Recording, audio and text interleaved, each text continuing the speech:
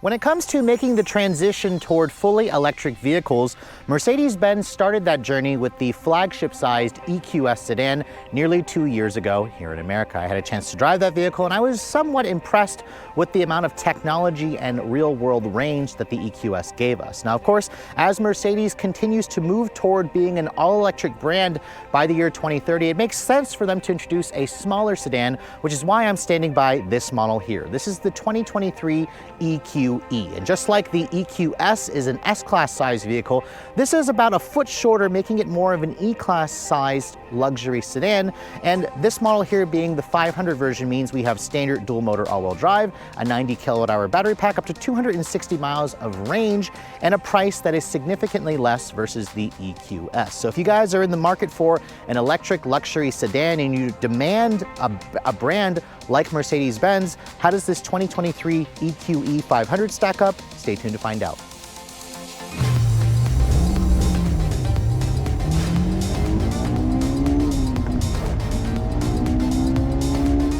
So this is normally the part where I'd open up the hood and show you guys if an electric vehicle has a frunk or not. Sadly, just like the larger EQS, Mercedes does not allow owners to actually open up the hood, so I can't show you guys if this car has a frunk or not. Now, I will say that you can get the hood open if you have the right tools to pop open this cover where the hood latch release would be. And we know that the EQS does not have a frunk because that is where the HEPA air filtration system lives, which is why they don't let you open it. It's reserved again for Mercedes-Benz technician.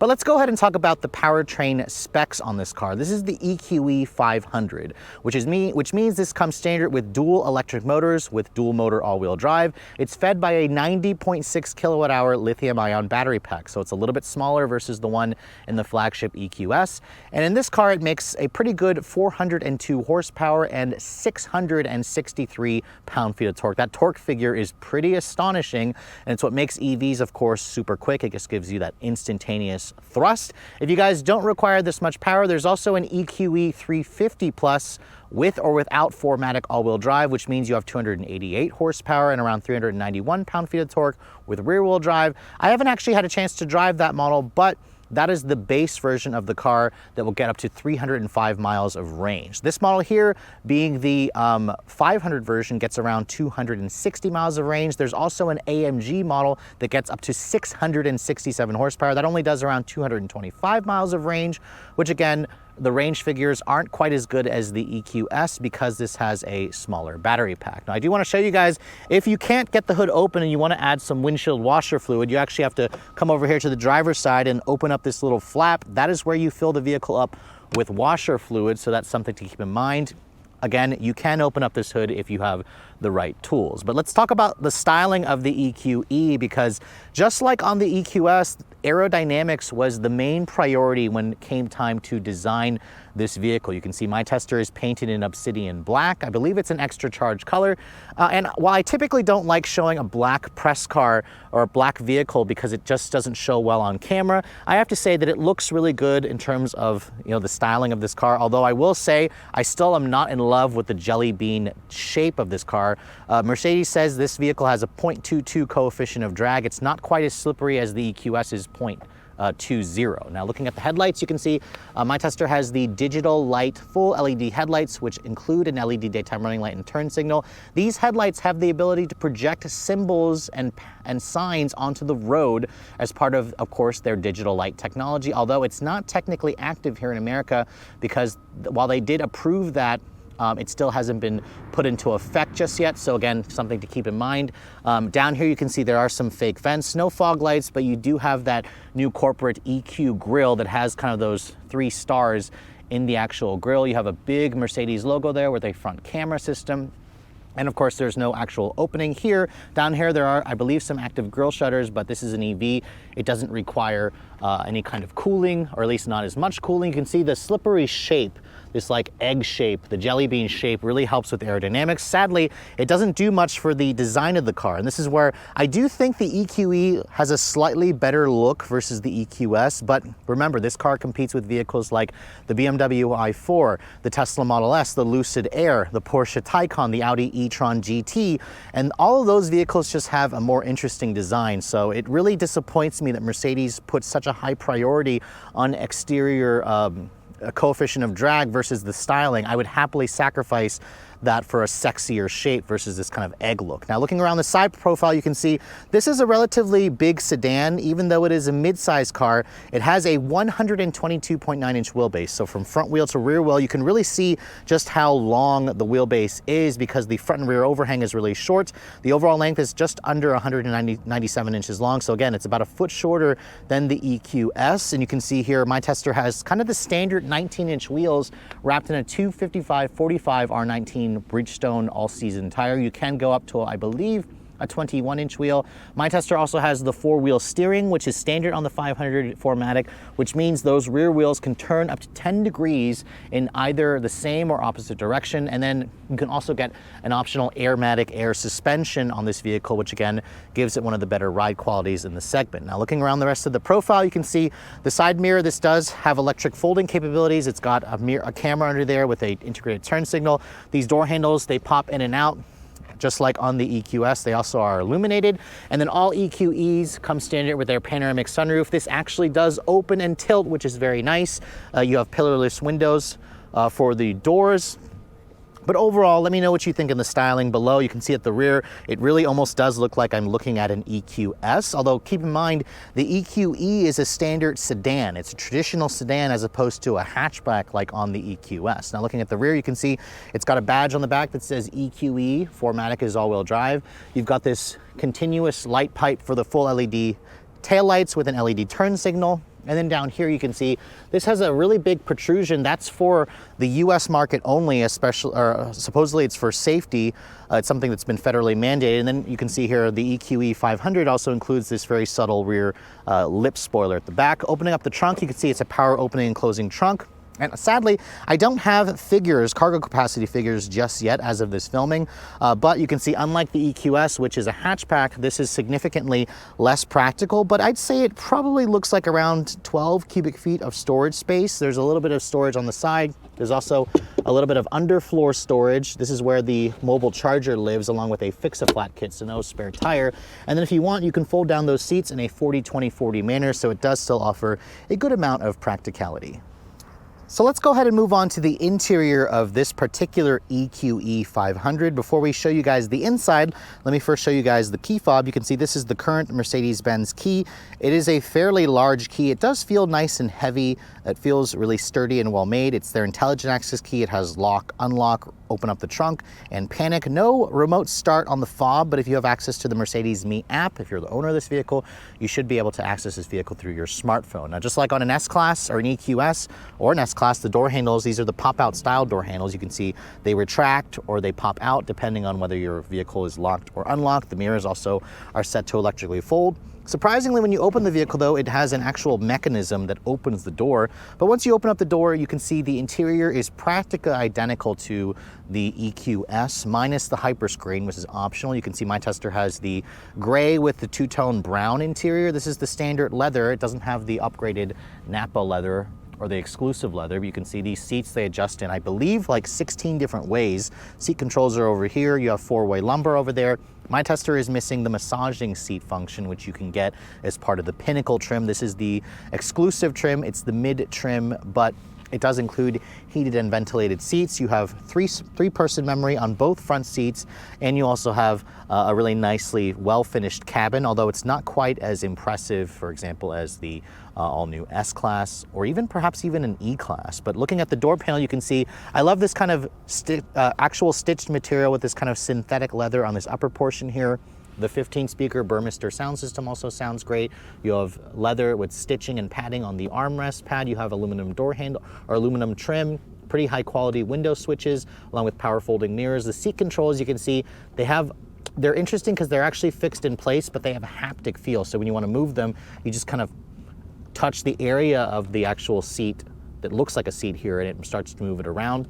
It takes a little bit of getting used to. I still prefer an actual button or knob that moves. You can see the door handle is just traditional aluminum accented door handle. Down here, it's got hard touch plastic with a little bit of storage. But overall, you can see the interior certainly looks pretty upscale. Now, getting inside, the step-in height is low. This is a sedan, remember? And then once I get it in and shut the door, it doesn't have soft closed doors, just like the EQS, but It has a relatively solid sounding thunk, although I will say that the E-Class definitely sounds a little bit nicer in that regard. But looking at this interior, you can see certainly looks very impressive, even though this is missing the hyperscreen. You can see without the hyperscreen, it doesn't have that one continuous piece of glass that connects 2 or 3 screens together. Instead, you have a 12.8-inch screen here and then a 12.3-inch screen here for the instrument panel. The start-stop button is still right here where you'd expect it to be.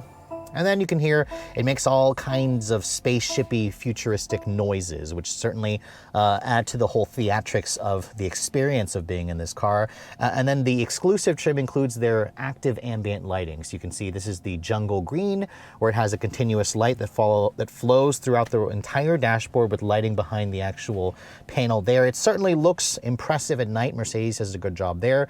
But overall, you can see very identical to the EQS in terms of the materials. You can see same soft touch material here with that stitching on the upper part. You have kind of bronze accents. This right here feels really cheap when you touch it. It has, again, that mimicking of the 3-pointed star as part of a little detail. It just doesn't feel really nice when you start touching it. And then you also notice there is some creaking along the interior when you really start poking around, which doesn't sound great, but it's kind of the same thing I noticed in the EQS as well. So that's something to keep in mind. They had to cut corners somewhere, although you really don't notice it unless you're looking for it. Now the steering wheel you can see is a power, tilt, and telescoping adjustment. You have paddles on the wheel for the regen braking. This car does offer 1-pedal drive. They have 3 different levels. It's got normal recuperation, strong, and then no recuperation, along with an intelligent mode that changes based on your driving conditions. You have your controls here for your Distronic Plus. You can adjust that screen there and change the way that layout looks by simply pushing on this home screen here. You can see you can go to like a classic or an understated display or a sport display. I personally like leaving it on the assistance display as well, especially if you guys are using the driver assistance function, but the classic is probably what most of you are gonna end up leaving it on anyways. The horn sounds good. It doesn't sound puny or anything like that. It sounds befitting of a car of this caliber. And then your drive mode selector is over here on this little stalk. Put the vehicle into reverse. You can see there's your full 360 camera that gives you a full 360 perimeter scan around the vehicle if you'd like, which again, Mercedes does a really good job of their camera quality and resolution, so that's excellent. I love the way this looks. It also has their automatic parallel parking feature. You can see there's my phone connected via Apple CarPlay. It's wireless through that 12.8-inch display. It has other functions where you can use the MBUX personal assistant. You can ask Mercedes to do a few things for you, which is definitely nice. You can do things like, hey Mercedes, how may I help you? Turn on my heated steering wheel. Okay, I'm switching on the steering wheel heating. Again, there you can see in the instrument panel it showed that, and you can also see how the light has like a little active portion that shows when you're talking to the system. So that's again part of the trim level that this model has. It kind of gives you that ability when it is talking to you or responding back to you. It'll show you what in the lighting system when it's actually formulating a response. Now over here you can see lots of touch controls here for your climate control. This vehicle does have the HEPA air filtration system, although my tester is missing the full energizing comfort that has a perfume that wafts into the cabin. I wish my tester had it. It doesn't. You can see there's the embedded Mercedes GPS. It is very nice. It's about on par with what you get the best from BMW and from Audi, of course, with their Google Earth look display. It also is very quick and snappy and responsive for those of you who don't want to use the actual phone GPS that you have. You can see comfort allows you to go into your seat kinetics. You can change the ambient lighting in this car. You can go back here to home and it can show all your usual different sources. The system does require a little bit of a learning curve when you get into it, but once you kind of start using it, I'd say that it's fairly easy to use. It has their zero layer capability, where it'll put frequently used items in the screen here. It'll float right there so you can access it pretty quickly.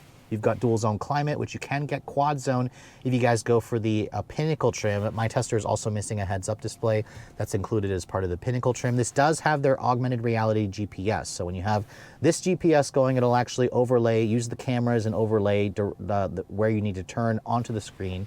So again, that all looks fairly nice. You have your drive mode selector here. There's 4 different drive modes: individual, sport, comfort, and eco, which the drive modes, again, will affect the range and it'll affect the steering and the handling and whatnot. Your volume control is right there via touch. You can open this up. You have a wireless phone charging pad in there.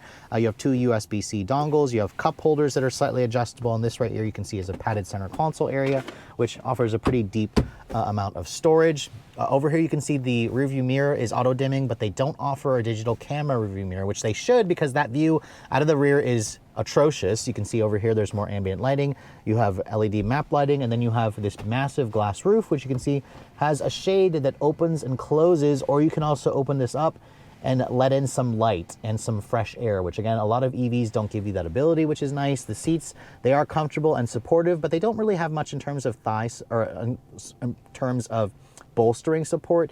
This is not the AMG model, like I said earlier. Opening up the glove box, you can see it's pretty deep, it's damped, and it's lined with felt. So overall, the front seat definitely has most of the tech that you're gonna want. You do notice that it feels open and airy, although the dash is pretty far, is a fairly long dash, so the visibility isn't great, especially with these large pillars. But let me go ahead and show you guys the back seat and show you what kind of space it has. Now, it still has a really long wheelbase, which means you have a fairly large back seat. Now, sadly, I still was not able to find rear seat legroom figures as of this filming, but I will say that it looks like it has around 38 inches of legroom. That's probably what I would estimate it as. I'm 5'7", so you can see I can get comfortable back here pretty well in terms of headroom space. It does eat into it a little bit, especially considering I'm not that tall. So taller folks, you may have your head hitting the roof at times. Shutting the door, you can hear the door has a relatively solid sounding thunk. Same materials from the front carried over into the rear. Again, you can get quad zone climate control on the Pinnacle trim. My tester doesn't have it. Instead, you just have rear seat air vents. It's pretty rudimentary back here. You have 2 USB charging ports, no heated rear seats, surprisingly. That's kind of annoying considering the price of this car. You have 2 storage pockets over there. And then you can see here, there's an armrest that folds down. And you can see here, that's a phone holder, I believe. But if you kind of flip that out, it gives you 2 cup holders. The rear seat, I will say the bench feels really kind of slanted, the bottom cushion does. So it feels a little bit odd to me. It's not super comfortable. In terms of this right here, this doesn't open, but you can close that shade if you'd like to block out the sun. But overall, the rear seat in this car is certainly usable. I'm just surprised the floor is not completely flat, given the fact that this is a dedicated EV platform. When it comes time to charge the EQE, you can see the port is actually on the rear passenger side, and you can see it comes standard with the J1772 connector and DC fast charging. Now, this vehicle has an onboard charger that can accept up to 9.6 kilowatts, which means you can charge on a level 2, a 48 amp level 2, in roughly 9.5 hours to go from 0 to 100% charge. If you guys find a DC fast charger, if you're on a road trip, for example, this will accept up to 170 kilowatts, which means you can go from 10 to 80% in about 32 minutes. So that's not quite as fast as something like the Genesis G80 or the GV60, but that's something to keep in mind. It does charge relatively average in terms of the performance, but for those of you who require something even quicker, you're going to want to go with some of the competition. Thankfully, its real-world range is more versus what the EPA targets are. But I must say, I was a little disappointed that Mercedes didn't want to go with the quicker 800-volt architecture. So here we are back inside the 2023 Mercedes-Benz EQE. My first taste of this car was out in Denver about 4 months ago, where I only had maybe about an hour with the car. So now that we have the vehicle for a full week, I'm going to start off with saying this car is showing consistently around 290 miles on a full charge in these winter-like conditions. It's around 44 degrees outside right now. In my real-world testing, I've been getting right around what the computer is saying. So very good real-world range in the cold. So I suspect this will actually do better in warmer weather, but I want to test out what I can get 0 to 60 wise. The car is in sport mode now. This is the model that has about 400 horsepower, and it's pretty quick, but let's go ahead and see what we can get. Oh God, I tunnel visioned. And this isn't even the AMG model. 0 to 60 in 3.91 seconds, which is actually the same time that I got out in Denver. Mercedes-Benz will claim 4.5 all day long, but 3.9 is certainly fast. I mean, this is about as quick as a Mustang Mach-E GT Performance, a smidge slower than that. But remember, there is an AMG model that can supposedly do it in 3.2 seconds, according to Benz, which I suspect is probably under 3. I haven't had a chance to drive the EQE AMG model, but I have to say, for the replacement, or for the equivalent of like an E550, this is plenty fast, ridiculously fast. And most of you probably are going to say this is overkill, but hey, it's a fast EV. Let's try that again, shall we? Just because we can. It doesn't have launch control or race start, but it's still very effective. This is what with it going more slightly uphill, 4.1 seconds there. So is the EQE 500 quick?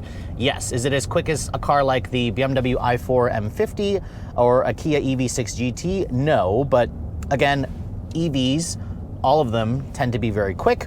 And I have to say, the EQE, what I like about this car compared to the EQS is the smaller size. This car is about a foot shorter overall, and you really notice that when you start pushing the car through its paces. I mean, the vehicle is still very heavy at 5,500 pounds. This is certainly no lightweight, but put your foot down here, it just has that effortless instant feel.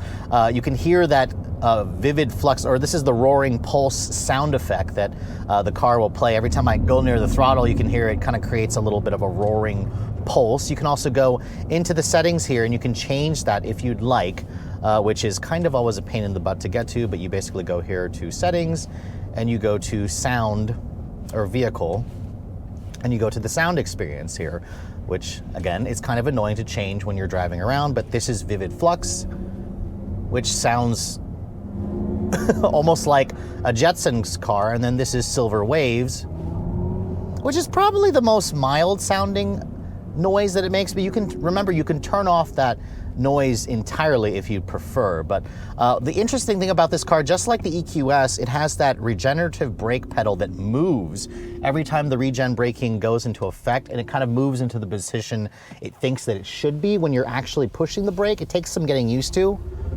Ooh. But that never really gets old. Although I have to say, this doesn't drive anything like an E-Class sedan. So for those of you who are thinking this is like the E-Class equivalent of an electric vehicle, in terms of size, yes, but for the most part, it still feels like I'm driving a spaceship. It just feels like I'm driving a slightly shorter EQS. Remember, this is built off of a exclusive battery electric power or platform, so it has a completely different, heavier, more planted feel. And in terms of ride comfort, I will say that the aromatic suspension on this car makes the ride extremely nice. Even in sport mode, you notice that this car just kind of floats over bumps. It has that 10-degree rear axle steering. So we've got a 196-inch long sedan, and when I turn like this, it just turns on a dime. It has really quick responses, sharp responses. The steering is relatively quick as well, but it doesn't transmit anything in terms of feedback. And the seats in this model here, you can see I haven't driven the AMG version. This is a more comfort-oriented model, so the seats don't really hold you in place very nicely. This is the standard leather, not the upgraded exclusive leather. But pushing it around some corners here, I mean, the EQE will hustle. It just doesn't really do it in a manner that makes you want to push it harder. For those of you who've driven like the BMW i4, that just feels more like a sporty sedan, versus this feels more like an electric luxury car. But it feels solid. It feels really well made. In terms of the driver assistance tech, this has the latest from Mercedes, where it kind of gives you some hands-free driving, but not true hands-free like Cadillac Super Cruise. It does offer automatic lane changes. Whenever you signal left or right, it'll change lanes for you. I never get tired of doing that. My favorite thing to do with an EV is just kind of like floor it every time you've got passengers in the car that aren't paying attention to what you're doing. But other than that, you know, in terms of my real world range, I mentioned earlier this car consistently showed around 290 miles on a full charge. And in my week's worth of testing, I was able to get between 275 to around 285 miles in real world testing. This is in winter conditions. It's about 44 degrees outside here in South Central PA. So the range is actually pretty good. And that's kind of the same experience that I had with the EQS. It's got really good real world range. I mean, even though we've got a slightly smaller 90 kilowatt hour battery pack, we've got 402 horsepower. This is going to be all of the car that most EV buyers, luxury EV buyers, are going to demand. I'm just not entirely sure that Mercedes has done enough here to differentiate the EQE. I mean, there's a ton of good options out there for this kind of money. I mean, even non-luxury options, like you can get a faster experience from the Kia EV6 GT. There's the Genesis GV60, which is also a wonderful option, although that does get less range. And then, of course, there's the Genesis G80 electrified, which I also really liked. That model got slightly better range in terms of EPA testing, although it's getting about the same range as this model, although I did have the Genesis when it was a little bit warmer, so I suspect this will do a little bit better in warmer conditions. But overall, I like the EQE. I'm just not entirely sure that I could get past the jelly bean shape of this car. I mean, I understand Mercedes wants, you know, they have it like that for aerodynamics, but I suspect a lot of buyers would have been willing to trade a little bit of that aerodynamic efficiency for some sex appeal in the design. I mean, for a vehicle that costs as much as this, it doesn't get me excited when I walk up to this car. I walk up to the vehicle and I just think I'm driving this jelly bean ugly sedan, whereas, you know, you walk up to something like an AMG GT 4-door or an E63 and it just looks sexy. It just looks like a car that you want to be seen in, versus this is kind of weird and sci-fi futuristic-y, but not really in a good way. So that's kind of my biggest issue with the EQE. If you guys are okay with that styling, you know, disappointment, obviously this is still one of the best electric vehicles out there that you can buy, especially in terms of excellent range and performance. But I just think that Mercedes could do better, but perhaps I'll change my mind whenever I get behind the wheel of the AMG version.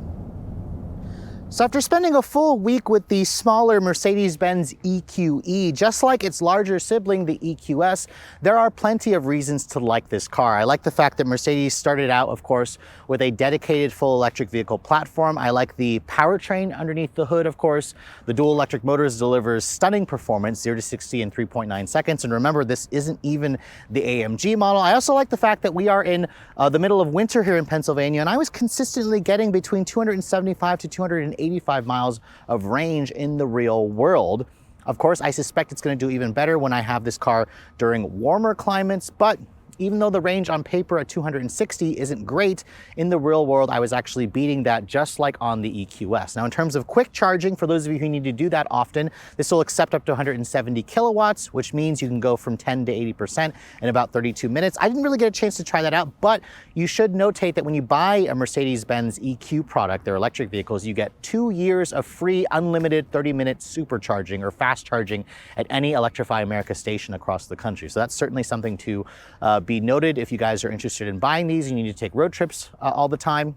But in terms of the living with the vehicle on a day-to-day basis, it's still a very comfortable car. The ride quality is good. The handling is also fine. It's just not the sportiest option in the segment, but it is one of the most comfortable. And the interior also offers a good amount of space. The MBUX entertainment system, this one here doesn't have the hyperscreen. That is an option. I don't know how much it costs to get it on this car, but I suspect most of you will be plenty happy with the standard 12.8-inch screen. It's actually less overwhelming versus the hyperscreen, although that definitely tends to be a little bit more showy. Really, my biggest issue with the EQE, just like the EQS, is the design. I think this is still one hideous car on the outside, and Mercedes is trying, I feel like they're trying to make the car look better by making it shorter, but I still think they have a ways to go. Really, the best looking electric vehicle that I think Mercedes-Benz has in their lineup is actually probably the EQB, just because it's a box. I really like the boxy shape. Now, I haven't had a chance to drive the AMG version of this. There's also an EQE SUV that's coming out, and I should also be testing out the EQS SUV at some point as well.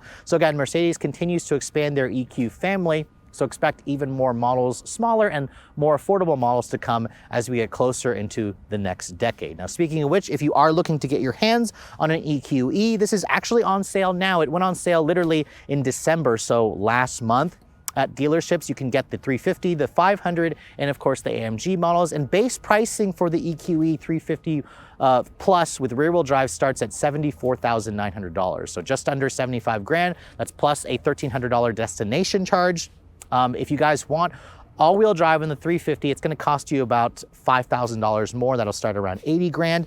This model here is the 500, which you can get in either a premium, an exclusive, or a pinnacle trim level. This model here, being the exclusive, starts at around $88,000. With destination and the upcharge for the paint, this one here has pretty low in options. It's around $90,000. So again, 90 grand is still a lot of money. There's a lot of electric cars that you can get out there that are quicker, that have slightly better range, that charge faster. But I'd argue that for those of you who must have a Mercedes-Benz, because again, either you're a badge snob or you really like this brand, the build quality is definitely up there. It just doesn't have quite that sex appeal and that sportiness that I like to see, especially from something that wears the three-pointed star. But if you're okay with that, I definitely think this is still certainly worth a look. But with all that said, hope you guys have enjoyed my full overview on the 2023 Mercedes-Benz EQE 500 4Matic. If you're also looking to see the latest cars I'm testing, be sure to follow me on Instagram at Redline_reviews, like us on Facebook, and as always, guys, please keep subscribing to the Redline Reviews YouTube channel for all the latest reviews. Thank you so much for watching. I'll catch you all in the next video.